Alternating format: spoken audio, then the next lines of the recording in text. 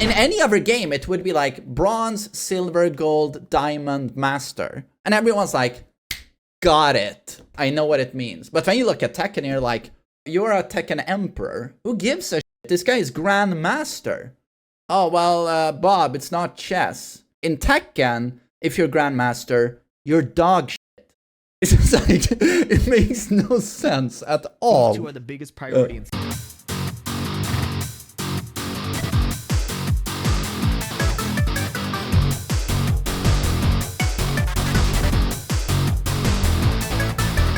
What's up, guys? MustacheManSWE here, hoping you're all doing awesome as always. I'm gonna listen a bit to PhiDX today. My viewers here on Twitch want me to take a look at this. Apparently, it's the Season 2 Wishlist by PhiDX.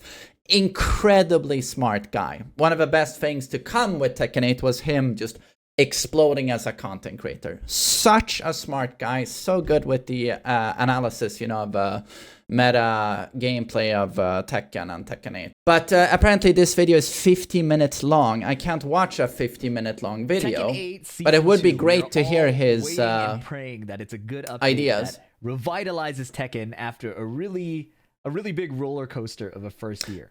The trailer announced that it'd be coming in spring, but if you've never watched Bandai Namco trailers and like Tekken announcements, you might not know that that really doesn't mean a lot. I think it's gonna drop in like April. I remember when they said Tekken 7 was gonna drop in, I think they even said early 2017, and then it dropped in June. So when they say spring, I'm like, they don't mean fucking March. Looking at his, I feel like you can't even see it here. I'm gonna see if I can move this a little bit.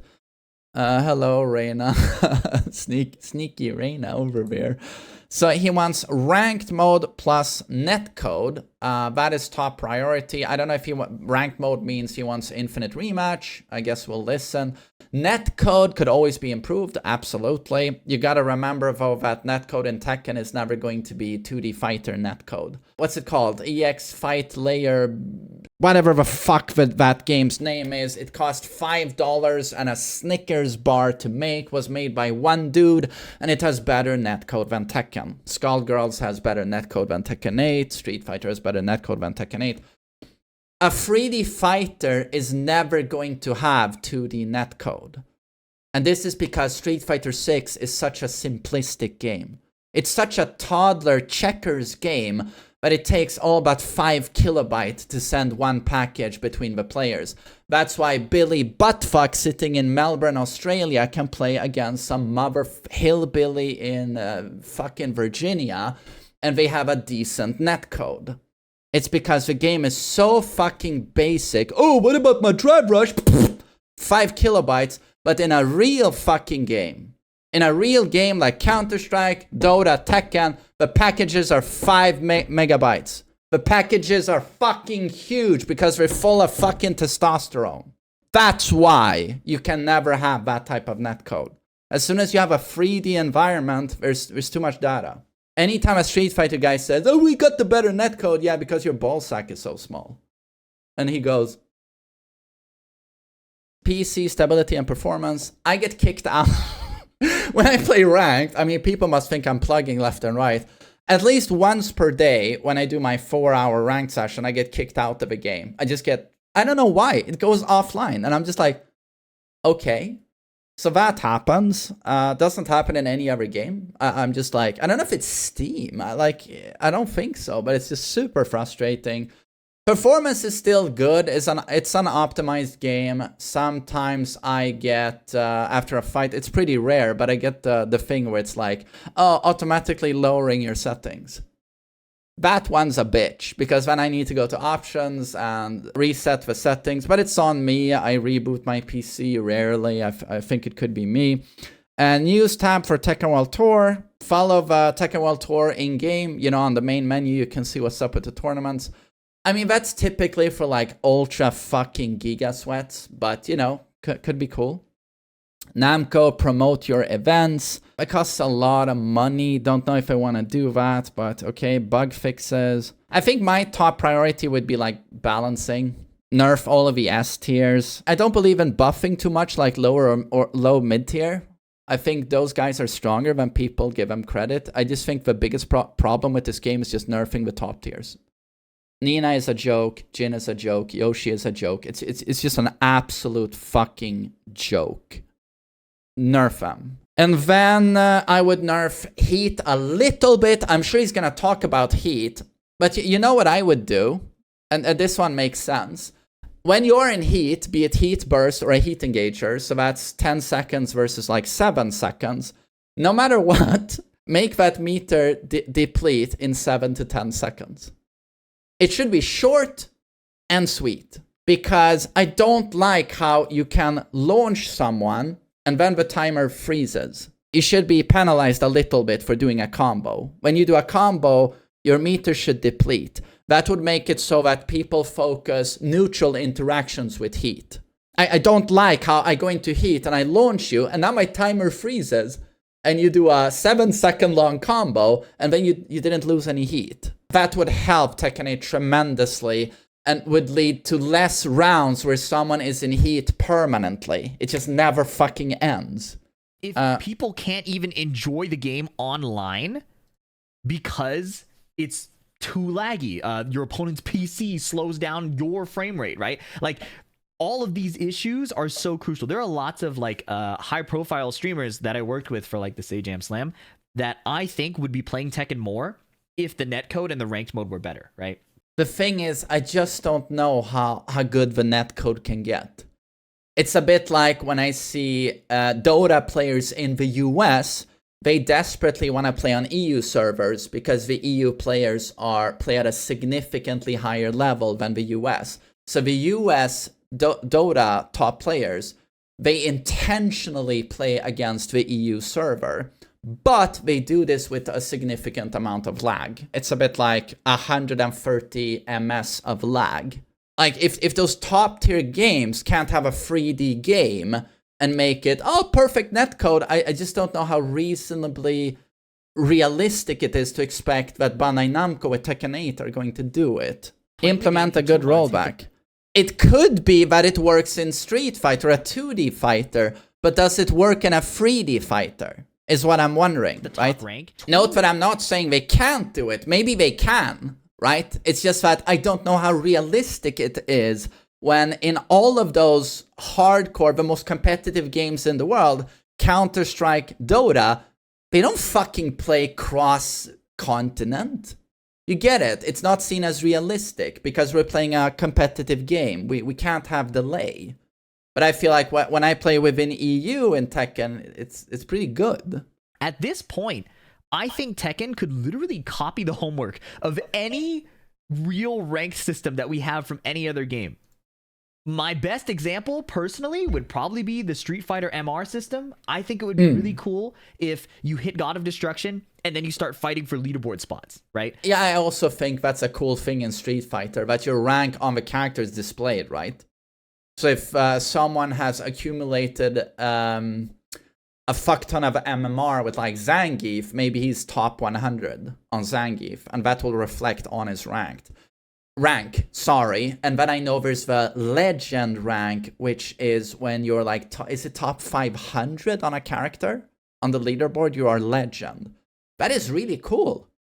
I completely agree. This is something you could implement. But also, I feel like, we like our Tekken ranks. We like Brawler. We like Mighty Ruler. But they make no fucking sense. It's just complete gibberish.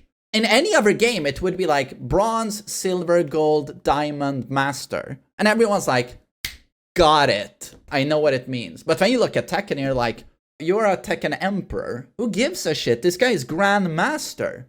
Oh, well, Bob, it's not chess. In Tekken, if you're Grandmaster, you're dog shit.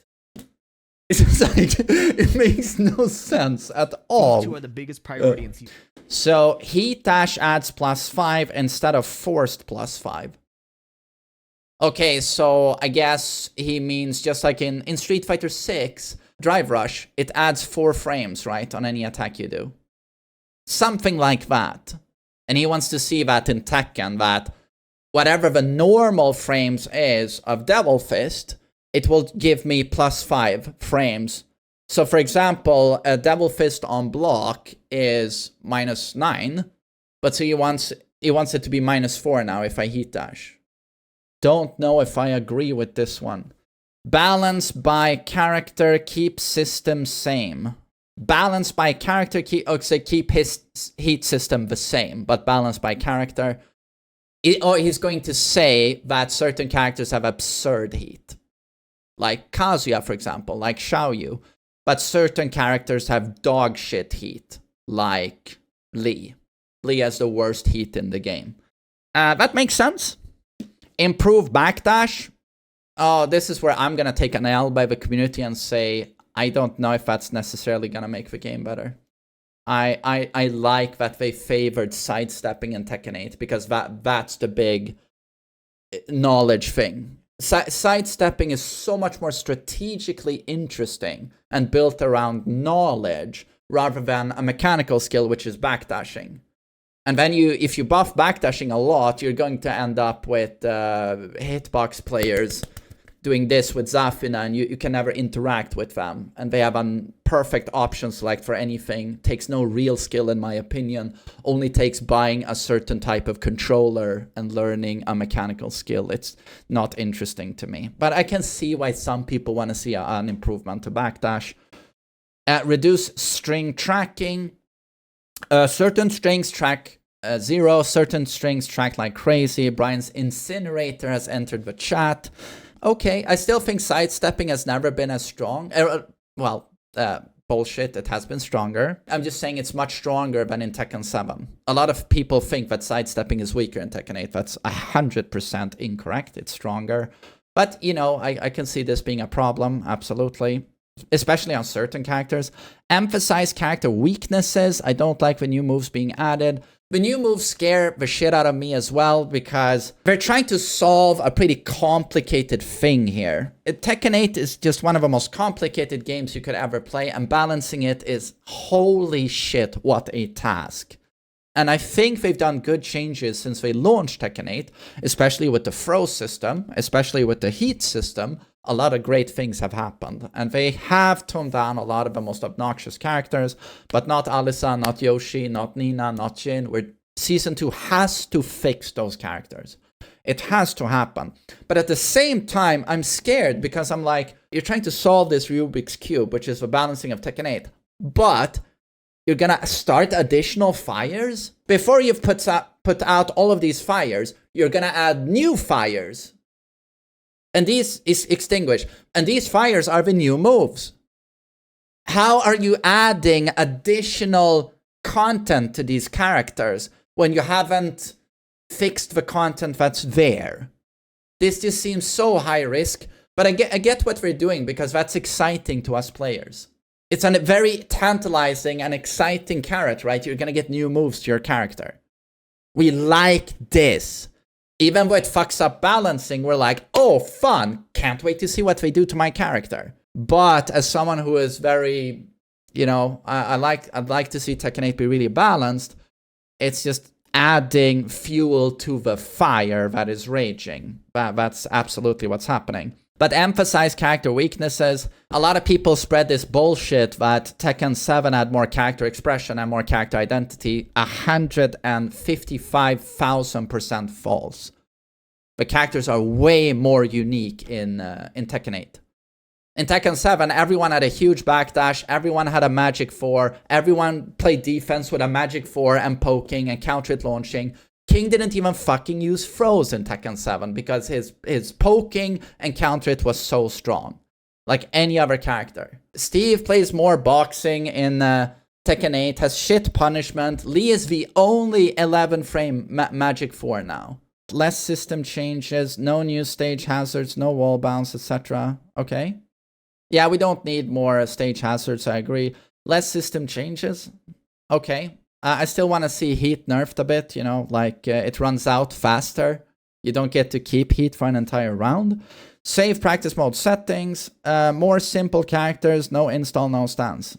More simple characters. Do we need more simple characters? Have you seen Eddie and Lydia players? 25 defense. I'm a Tekken god! A bot mashing one button got a decent rank on Eddie.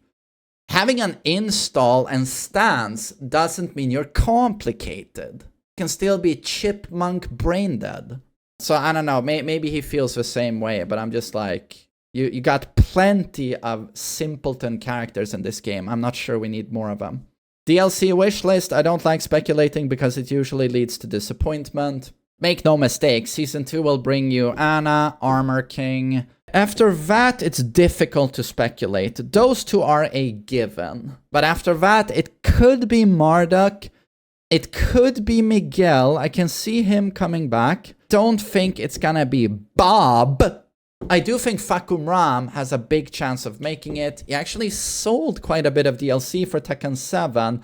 And I think he's different enough in his visual design and gameplay to warrant coming back. I actually would not be surprised if you see Fakum Ram in Season 2. And then probably you're getting another guest character. Mokujin. The reason you haven't seen Mokujin since Tekken 7 is because I think they didn't know how to translate, for example, the 2D mechanics, rage arts to Mokujin. I think they added a lot of stuff where they were like, we don't know how Mokujin is going to handle all of this stuff. So I don't think Mokujin is going to make it to Tekken 8 for those reasons. Highly prefer legacy characters. So he wants to see Miguel back, Julia, Lei, Anna, Muay Thai character. Muay Thai character is most likely going to be Fakum Ram. He seems to be the one that has the most traction. No one gives a shit about Bruce. I'm your worst nightmare. Well, you're not, Bruce, because you're non-existent. He's not going to happen. Josie had bottom tier garbage popularity. Fakum Ram seemed to do the best. Lei, who the hell wants Lei back? The last remaining Lei main, Bob Johnson, he died yesterday, 89 years old.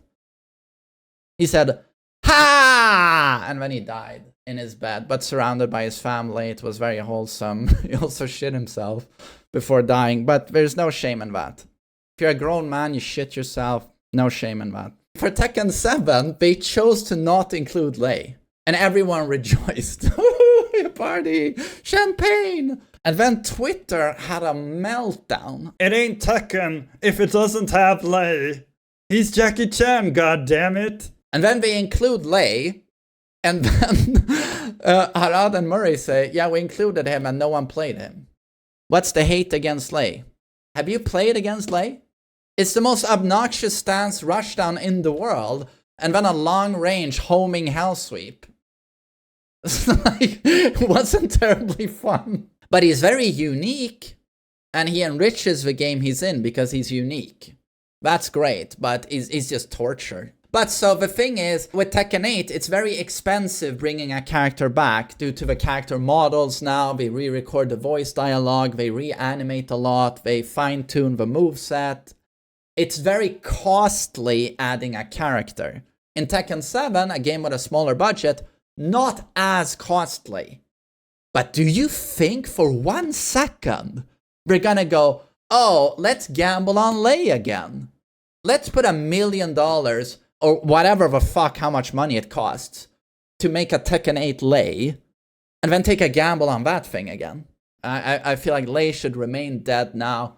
Thank God. We're all the better for it. Julia is most likely coming back. She's most likely coming back. And I definitely see Miguel coming back. Christy, nah, ain't gonna happen. But you can look at like Lee Chaolan. When you fight him, does his heat feel unbalanced? No. So why don't we make everybody else's heat feel like his? Where he's a bit stronger, he gets a launching forward 4-3, but he doesn't break the game entirely with his heat mode. I think if more characters had weaker heat on a character-by-character basis, it could be cool. All right, yeah, he's talking about Lee, how Lee's heat can serve more as the blueprint and role model for other characters, and I agree. That's a really great point he makes. And yeah, Tekken 7 newcomers, do you remember how trash they were? Who wants Katarina back? Who wants Gigas back? Who wants Lucky Chloe back? Who wants Eliza back? There were so many garbage characters. The one change I definitely want on a systemic level, the one thing that I think could be done universally that would make a lot of sense, is having Heat Dash add frames instead of forcing a fixed frame value. So what do I mean? No matter what heat dash move you use, we talked about this, and I think that's a pretty fair point. I mean, it would be a huge nerf, for example, to Kazuya's heat. His best heat dashes is Devil Fist and down back 1-2. And that would make down back 1-2... I mean, it's minus 19 on block. So if I heat dash out of it, I'm minus 14. So it's a huge nerf. if you're a I do think it would lead to an absurdly knowledge-heavy situation if you implemented his change. Right now, whenever you see a heat dash, you know they are +5. And you can work around those frames. Universally, he heat dashed me on block, +5. It's always the same situation. To the point where you know, okay, I heat dashed. There's a little bit of a mind game here if he has rage, because if he pops a rage, I need to jab check him. Because even with that +5, if I go for like a down for 1, I'm getting rage arted. Stuff like that, it's a universal situation, so everyone knows exactly what to expect of it. If you implement his idea, you have to know every single frame in the game. And that's a lot of fucking frames. Now you gotta know, oh, Steve's wallowing 2 is +6 on block. I have to add 5 frames. He's +11. Oh, he did rocket launcher. Rocket launcher for Steve is -3 on block. So now he's +2. It's just like, it's already so hard to acquire these frames. And now you gotta do that math in your head for all of these interactions. And it's like, it's gonna lead to an almost insurmountable situation for people who are not like the absolutely sweatiest. So people like me could do it, who have no life and have learned the frames of Lily's feet. But for anyone else, it's gonna be like, fuck this. strings and stuff later. But I would also love an improved backdash. I think backdash canceling feels good for certain characters, feels weird for other characters. But ultimately, the big frustration a lot of people have with Tekken 8 is that you are never really able to disengage from like the hot zone. The hot zone of, I have to sidestep to survive. I have to block to survive. I have to guess right. You know, I think Tekken 8 was designed to be aggressive, and they've fulfilled that philosophy arguably too perfectly, in the sense that the player base and the general health of the community would benefit from being able to do a bit of disengagement in order to create more games around the spacing and movement that Tekken is known for. I think sidestepping and sidewalking in neutral is stronger in this game. I'll have a video coming out that hopefully clarifies some of these issues later. It is stronger. I think improving the backdash as well to give people more gameplay outside of just go in and force your mix-up would be helpful, right? To be clear, I do believe there's counterplay in a lot of these situations. Like if you're fighting a Lydia, you can sidestep her moves that go into stance. But there's so much instability because you're forced to stay in the hot seat, attack, or make some counterplay. There's not a lot of tactical gameplay around spacing, which I personally enjoy in a Tekken game. Well, there is tactical gameplay, but it's less focused on that. It's a lot more focused on this hot zone of up-close fighting, sidestepping, mashing, frame trapping, etc. A way that people create these mid-range situations as well is using certain moves on block. You'll note that in Tekken 8, there are a lot of attacks now that on block throw the opponent really far away. Like, usually highs. And that immediately sets to reset the spacing a little bit to give you more of a mid-range situation rather than this up-close situation. You'll note Brian likes to do this a lot. He'll have a move that on block throws you away quite a bit. And now he sets up, his mid-range where he throws Core Circle back 1 or Requiem. And a lot of characters have options like this. So that's another way of creating a mid-range scenario rather than the up-close rushdown. Again, I don't know if I'm a huge fan of buffing the backdash. I could see them testing it out and see where it goes, but I feel like it's a little bit exaggerated when people say Tekken 8 is so hyper-aggressive, there's no spacing. There's plenty of spacing in this game. Especially when I've looked at Virtua Fighter quite a bit. Or Street Fighter. Street Fighter has a lot of spacing, but then you have Drive Rush, to close the gap instantly. You could say that there's less spacing than Tekken 7. You can say there's less spacing than Tag 2, but I still think Tekken holds up really well with Tekken 8. But, if you want to experiment with buffing the backdash, one could try. I feel like I've given my opinion on his entire list now, so I think we're gonna end it here. But very good ideas on PhiDX here. I'm gonna say that I agree with pretty much everything. My favorite change, if I was to make one, would be that heat system is not as generous. I don't think it makes sense that I do a heat burst and now I get 7 seconds of heat, but anytime I engage with you on hit or block, the meter freezes completely. And if I launch you, it freezes completely for the entire duration of my combo. Maybe it should start depleting, but you could do it at a slower rate, right? But it should be depleting during the combo. So that I go, wait a minute, maybe I don't want to do a 10-second combo here. Maybe keep it shorter so I have enough heat to do a heat hell sweep when he comes down. Or a heat smash. Or someone said, and I'm not taking credit for this, it was a viewer who said it, and I thought it was an amazing idea. He said that you should have at least 40% of your heat bar left to be able to do a heat smash. If it's gone lower than that, you don't get to smash. You don't get to smash. And I was like, that's a brilliant idea. Because heat smashes have too much going for them. Way too many of them have too much range, they have too much tracking when they are so advantageous on block or hit. So just make it so that, no, dude, you don't get that much heat if you want to smash. You need 40% left. If you have less than that, heat smash button doesn't do anything. Maybe you should have less of this situation, where someone's in heat, let's say King, and he does all of this obnoxious stuff. La la la la, Jaguar dash, Jaguar dash. And then when he has 1 pixel of heat left, oh, how about my heat smash? Maybe that should go. But great video, PhiDX. Thanks for the amazing analysis as always. And I hope everyone enjoyed our huge debate here. My God, it got heated. But yeah, take care, everyone. Have a great day.